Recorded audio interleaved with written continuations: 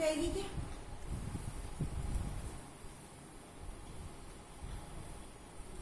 नमस्कार बच्चों, मैं आपको एमए फाइनल हिस्ट्री का मध्यकालीन भारत का तीसरा पेपर, जिसका नाम है मध्यकालीन भारत की संस्कृति, वो पढ़ाऊंगी। तो इसको जानने के लिए सबसे पहले यह जानना आपको आवश्यक होगा कि ये विषय क्या है। मेरा यहाँ तात्पर्य इतिहास विषय से।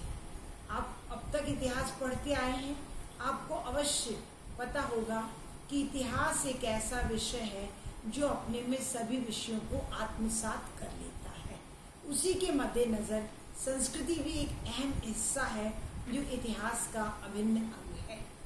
इसीलिए इसी क्रम में मैं आपको बताना चाहूँगी कि आप आर्थिक इतिहास, सामाजिक इतिहास, राजनीतिक इतिहास, भौगोलिक इतिहास सभी पढ़ते हैं। उसी क्रम में सांस्कृतिक इतिहास पढ़ना आपके लिए आवश्यक है। और मध्यकालीन भारत का जो इतिहास है, इसमें आपको 12वीं शताब्दी से लेके 18वीं शताब्दी का इतिहास में आपको पढ़ाऊंगी।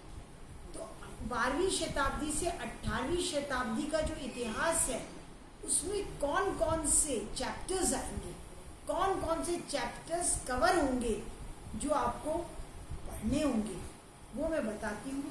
पहला आपका जो टॉपिक होगा वो सामाजिक जीवन का होगा। तो सामाजिक जो जीवन है वो सल्तनत काल का होगा और मुगल काल का होगा। क्यों?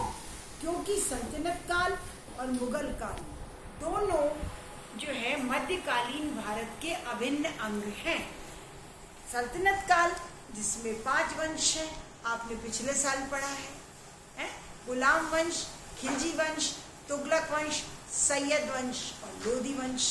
और मुगल काल जिसमें बाबर ने मुगल काल की नींव रखी, उसने इब्राहिम लोधी को परास्त किया। उसके बाद हुमायूं, हुमायूं के बाद अकबर, अकबर के बाद जहांगीर, शाहजहां, औरंगजेब और अंतिम मुगल बादशाह बहादुर शाह जफर। तो ये जो काल है आपका महमूद गजनवी के आक्रमण से लेकर के आपका 18वीं शताब्दी के मध्य तक की संस्कृति को कवर करता है। तो आप क्या पढ़ेंगे? सामाजिक जीवन सल्तनत काल का भी और मुगल काल का भी। तो सामाजिक जीवन, उसमें सांस्कृतिक परिवर्तन हुए, तो उन समस्त परिवर्तन को हम पढ़ेंगे। महिलाओं के जीवन में परिवर्तन, धार्मिक जीवन में परिवर्तन, रीति रिवाजों में परिवर्तन, और परिवर्तन हुआ, दक्षिण में परिवर्तन हुआ, उत्तर में परिवर्तन हुआ, कहाँ अधिक परिवर्तन हुआ, कहाँ कम परिवर्तन हुआ, ये हम पढ़ेंगे। उसके साथ एक सबसे बड़ी बात ये है कि सांस्कृतिक समन्वय हुआ। इस काल में क्या हुआ? सांस्कृतिक समन्वय हुआ, यानी कि हिंदू और मुसलमान दोनों के मेलजोल से, दोनों की सांस्कृतिक मेलजोल से, हमारे आपसी जो वैचारिक और सामाजिक मेलजोल से एक अच्छी व्यवस्था समाज में आई, विचारधारा समाज में आई, उसको हम सांस्कृतिक समन्वय कहते हैं। उसको आप पढ़ेंगे तो 2 धाराएं हमारे सामने आई, एक भक्ति आंदोलन की और एक सूफी आंदोलन की। तो ये जो दोनों विचारधाराएं थी, जो सगुण भी थी और निर्गुण भी थी, इनको भी हम पढ़ेंगे। तो कहने का तात्पर्य ये है कि जो आपका जो सांस्कृतिक जो विषय है, जो ये मध्यकालीन भारत का, ये कई सारे एस्पेक्ट्स को आपके कवर करेगा।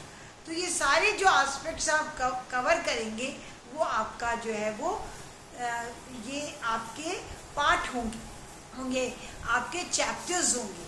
तो इन चैप्टर्स को मैं पढ़ाऊंगी। इन चैप्टर्स को पढ़ने से पहले मैं स्टूडेंट्स आपको ये बताना चाहूँगी कि डॉक्टर ज्योत्सना श्रीवास्तव हमेशा आपको, चाहे वो फर्स्ट ईयर पढ़ाती थी, चाहे वो एमए पढ़ाती थी, सर्वप्रथम मैंने हिस्ट्री के खुद विद्यार्थी होने के नाते बच्चों को ये बताया है कि इतिहास को आप बिना ऐतिहासिक तथ्यों के, बिना साक्षी गवाह के, पुरातात्विक तथ्यों के, बिना साहित्यिक तथ्यों के नहीं जान सकते हैं। तो ये जो मध्यकाल है वो बेसिकली मूल रूप से 3 तरह के स्रोतों पर निर्भर करता है। स्रोत यानी वो आधार जिससे हम ये कह सकें कि इतिहास में ऐसा निश्चित रूप से हुआ था। तो ऐसा निश्चित रूप से हुआ था, ये स्रोत हैं। इन स्रोतों को जानने के लिए आप क्या देखेंगे? ऐतिहासिक ग्रंथ, साहित्यिक ग्रंथ और विदेशी यात्रियों के विवरण। तो आपने लास्ट ईयर पढ़ा, उससे आपको जो मुगल कालीन और सल्तनत कालीन जो कालक्रम है वो तो पता है, लेकिन यहाँ सबसे पहले मैं आपको ये बताना चाहूँगी कि हम जो कल्चर पढ़ेंगे मध्यकालीन भारत का, वो किस पर बेस्ड है? वो स्रोतों पर बेस्ड है। तो वो एक एक करके हम आज सल्तनत काल के स्रोत लेंगे, जिससे हमें जानकारी प्राप्त होगी हिस्ट्री की। तो वो जो स्रोत हैं वो मैं आपको सर्वप्रथम बताना चाहूँगी।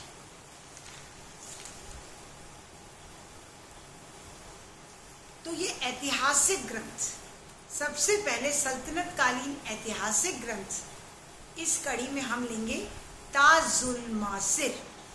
ताजुल मासिर ये किसने लिखा है? हसन निज़ामी ने। और ये जो है इस समय हमें इसकी गुलाम वंश की जानकारी इससे प्राप्त होती है। ये गुलाम वंश आपको पता है कि गुलाम वंश में आपके कुतुबुद्दीन ऐबक, आपके गुलाम वंश में इल्तुतमिश, रजिया, इनकी मुख्यतः जानकारी ताजुल मासिर से प्राप्त होती है। और खजाइन उल फुतूह ये किसने लिखा? ये अमीर खुसरो ने लिखा।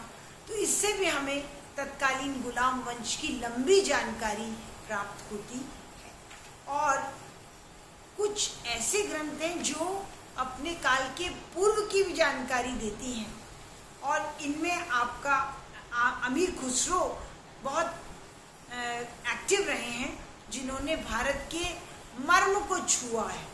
भौगोलिक स्थिति, सामाजिक स्थिति, राजनीतिक स्थिति, सबका गूढ़ में जाकर के अध्ययन किया है। तो इन्होंने गजनी का वर्णन भी किया है, जो एक लुटेरा था, महमूद गजनवी।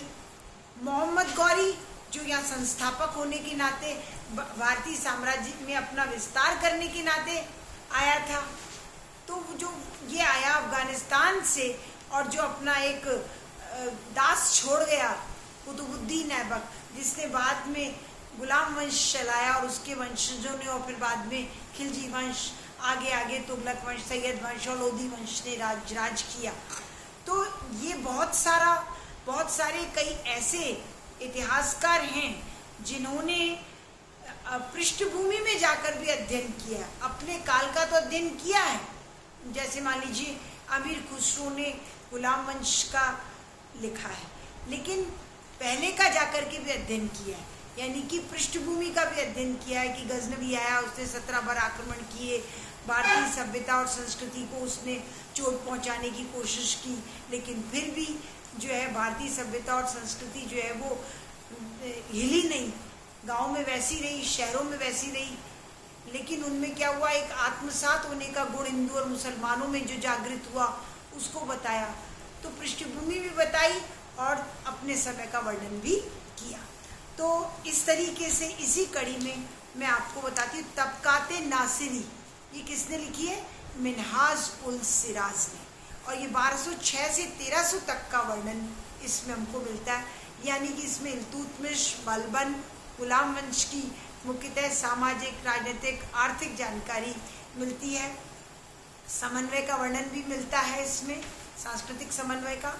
तारीख ए फिरोज शाही ये किसने लिखी? जियाउद्दीन बर्नी ने। बर्नी एक बहुत सुदृढ़ लेखक था जो लंबे समय तक जिया। इसने न केवल दास वंश को टच किया, बल्कि खिलजी वंश और तुगलक वंश को भी टच किया, और उसमें उस समय उसने विस्तार से विवरण किया। जो राजनीतिक उथल पुथल हुई, जैसे रजिया को किसी ने एक्सेप्ट नहीं किया, उसके एक सांस्कृतिक पक्ष को, सामाजिक पक्ष को छुआ कि रजिया चूंकि एक सुल्ताना थी, पहली महिला शासिका थी और मर्दों की तरह उसने सारे एक्ट किए, घुड़सवारी करना, युद्ध करना, और उसने जो सुधार किए, आमूलचूल परिवर्तन किए, लेकिन फिर भी उसको एक्सेप्टेबिलिटी, स्वीकारोक्ति नहीं मिली क्योंकि वो एक महिला थी।